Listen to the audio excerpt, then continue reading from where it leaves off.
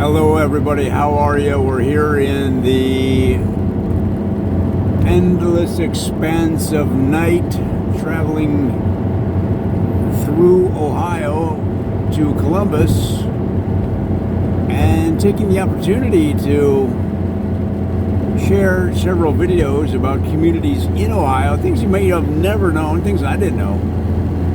In fact, this video is going to be about a community in the Columbus area called Orient, and I had no idea. I learned this information the last time I was here in Columbus.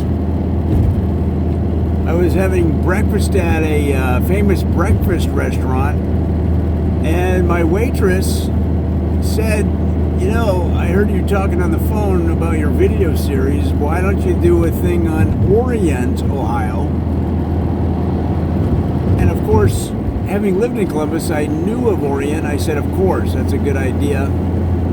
I just didn't know the background until she filled me in. Kind of a fascinating story. Orient was founded by a McFadden family, clan, really. There was cousins and the whole group. It had 50 to 100 people in the clan. And this was a time period in the mid-1800s when the Jeffersonian model of real estate or land surveying came to the fore and became the standard. Meaning counties, properties generally follow the Jeffersonian model of north and south, east and west. Square or rectangular shaped plots that follow a nice north, south, east, west orientation. And one of the reasons that the United States adopted that model is that it's much easier to sell real estate that has a uniformity than if you've got 800,000 different shapes out there in the real estate market. So at that time, old man McFadden, he put the word out that they were going to mark the property lines of the different families in the clan, and that they were going to follow the Jeffersonian model of straight up and down north-south lines, north-south roads, and east-west roads. And that, in doing it that way, he believed that they would be able to grow the area much faster than if they weren't to adopt the model. Because remember, not everybody was on board when this idea was first kicked around. For example, if you look at downtown Monterey, California, Los Angeles, California, Albuquerque, New Mexico, a lot of the Spaniard settled towns in the West, they didn't follow that at all. They had more of a almost looks like the Jefferson model turned on its side. It looks like X's if you look down from the top on a map. It looks like a big X. The roads and it follows that pattern. So, of course, as usual, and will always be in the history of mankind, you had your rebellious youth. And one of the leaders of the youth rebellion was a guy named Linus McFadden. And he said, "Grandpa, I ain't fixing to follow no square or rectangular shapes for my family.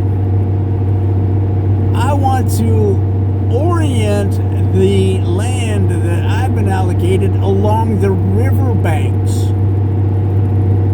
He wanted his property line to follow the flow of the river. Because you know how young people are always talking about nature, about doing doing things in line with nature, honoring Mother Nature. And old man McFadden would just take his open palm and slap his forehead. He's like, oh my goodness. What am I going to do with these youth and their ideas about nature and climate? And he's like, all I'm trying to do is build a town out here. And he decided that he had to put his foot down, and he said he came out with a document that was nailed to the door of every cabin, of any kind of temporary or otherwise building they had in that clan. He said that they were going to orient all properties in line with the new Jeffersonian model that is being implemented across the country, and that if you wanted to follow another hippie plan that for some reason you deem as better because it follows Mother Nature, then you're out of the family. Oh! Old man McFadden laid it down. You follow my rules or you're out. You're out. And his insistence on following that orientation led to the name of the town to this day, Orient, Ohio. Oh, what a story in Ohio's past. An exciting chapter in the development of a great state with an amusing name, a short but amusing name. Let's see if we can use the same vowel twice in a state that only has 4 letters. What was going on there? How much whiskey were they drinking there on the old days, frontier days? But guys, long story short, the youth snapped to, because really, if you were kicked out of the group in those days, it was a matter of survival. Now you're all by yourself in the wilds of Ohio in the 1800s, early to mid 1800s. Good luck. Okay? You're going to need more than that.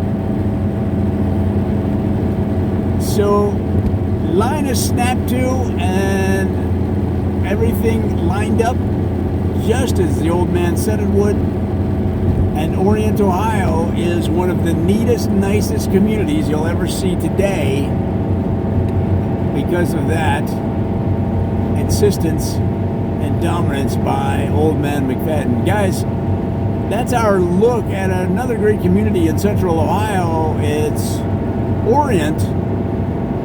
And remember, this has been another Joe Ditzel parody. So come on back. We get a lot more.